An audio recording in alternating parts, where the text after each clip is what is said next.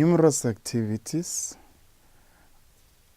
premised on the conviction of the South African government as well as the Independent Communications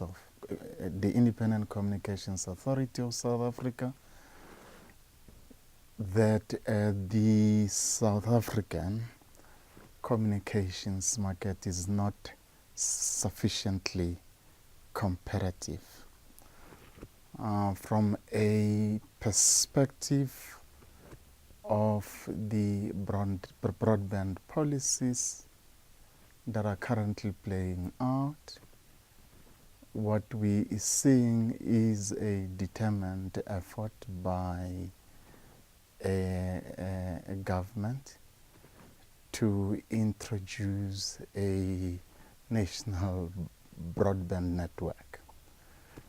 And the point of departure of government is that commercial entities such as Vodacom, MTN are not doing enough to deploy broadband facilities to marginalized communities and underserved areas of the country. And in that context, government sees the national broadband network as an answer to that challenge. However, there are positive elements of the recently passed national broadband plan called South Africa Connect. I think there is a degree of recognition that the high demand spectrum, i.e. spectrum in the 2.6 gigahertz band and spectrum or the digital dividend spectrum in the 700 and 800 band should be made available to both the national broadband network as well as the mobile operators in South Africa.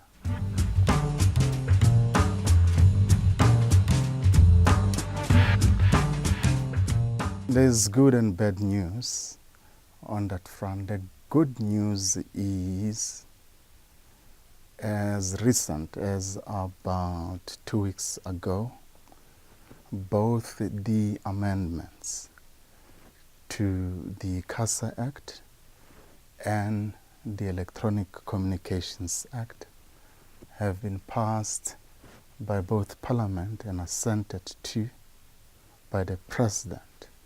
And the effect of those changes on BEE is that the requirements on BEE, which were in the Electronic Communications Act, have been aligned to requirements on BEE, which were in the BBBE Act.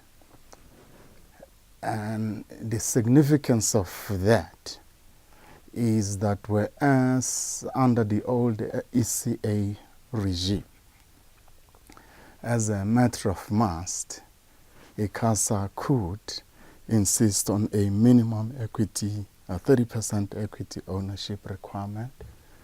What the new legislative regime requires is that at the very least what a CASA should do is to recognize the methodology that is established in the BBBE Act, which is essentially the scorecard. Of course, there are other challenges in the sense that the CASA Act still says the CASA can come up with regulations, its own regulations, to regulate BE. But I think what is important is the rider that to the extent that the CASA must come up with its own regulations, those regulations must be consistent with the requirements of the BBBE Act.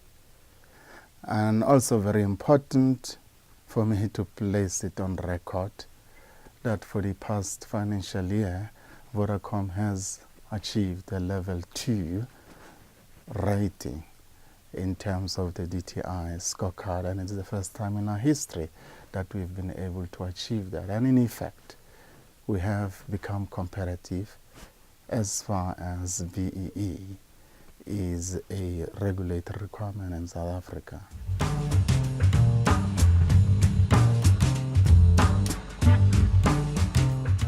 ICASA, 4th of February 2014,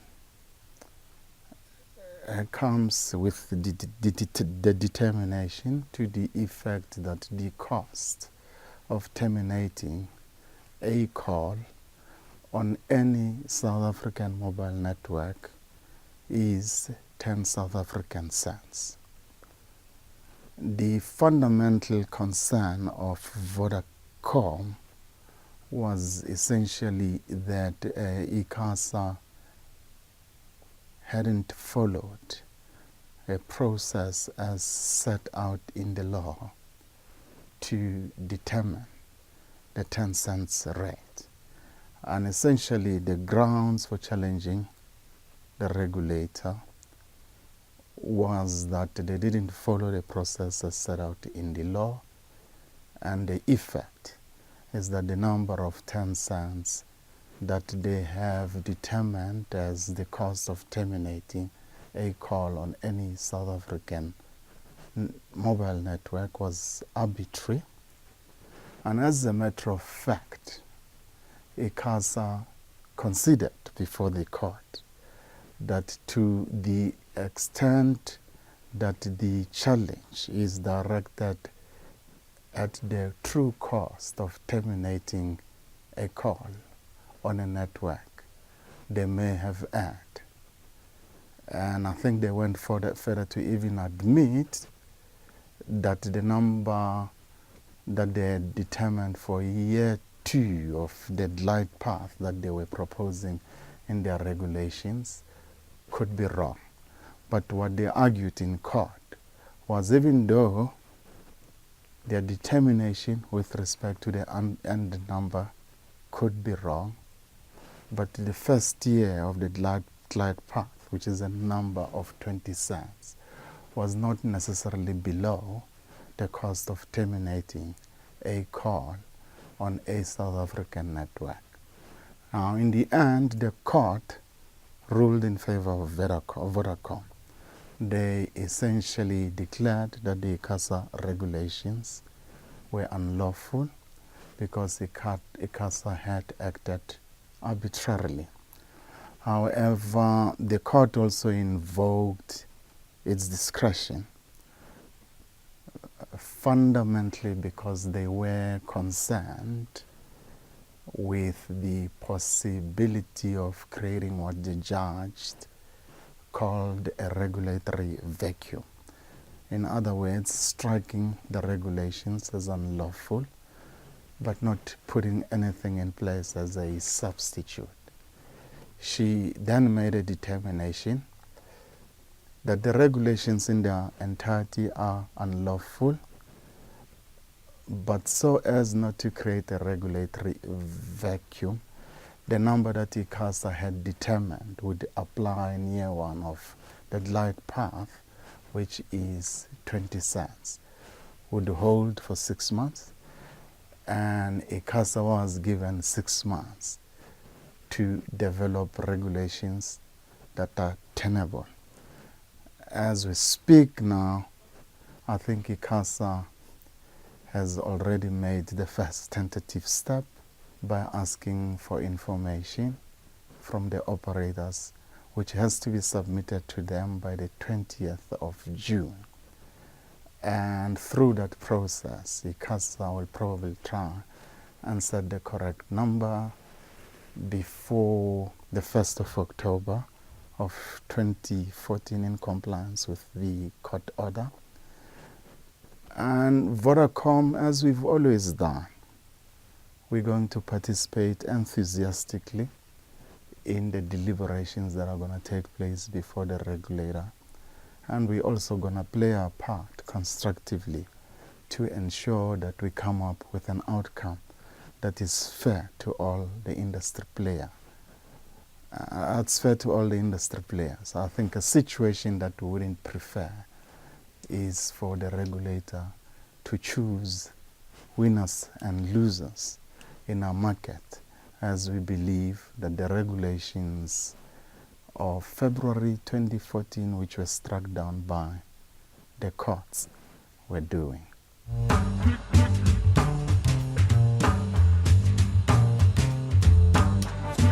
So litigation is obviously never the best mechanism for resolving conflict between parties. And to the extent possible, Vodacom's preference is to engage in dialogue with all our partners, including the regulator. And I think that message was consistently put across ICASA and other government authorities as we were contemplating taking legal action against ICASA based on our conviction that ICASA hadn't followed a proper process. All said and done, I want to believe that ICASA and government in general understand the role that the courts have to play in a democracy. In any event, the courts are part of the government system. They are essentially, if you like, one of the branches of government after the executive and the legislature, i.e. Parliament. And the specific responsibilities of the courts, one is to interpret the Constitution, which is the supreme law of the land. The second element is to try and determine whether any body that is seized with a responsibility for exercising public power, they do so in a manner that is lawful. And it is certainly my sense that ICASA have come to accept, based even on the fact that they made a concession before the court in Johannesburg, that methodology that they had followed to determine the cost of terminating a call was unlawful. And secondly, the fact that they've accepted the order of the court. They've started a new process to set new rates.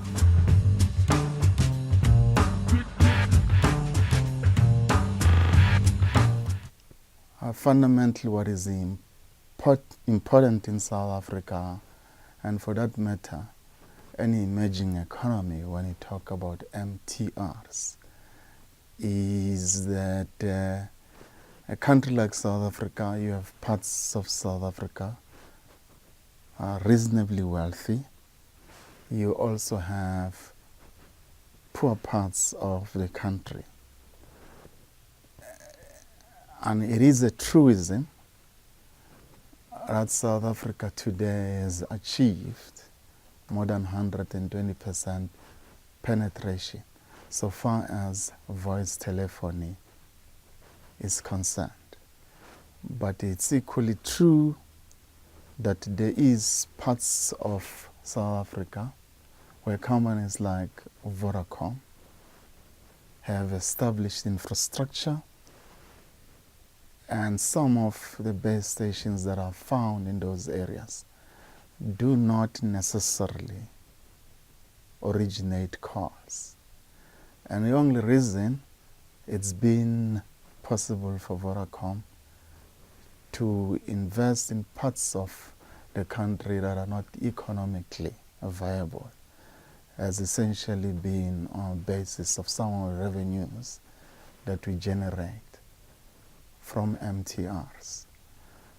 Now, at policy level, when you make a determination whether to lower MTR rates, fundamentally it's a choice that you're making.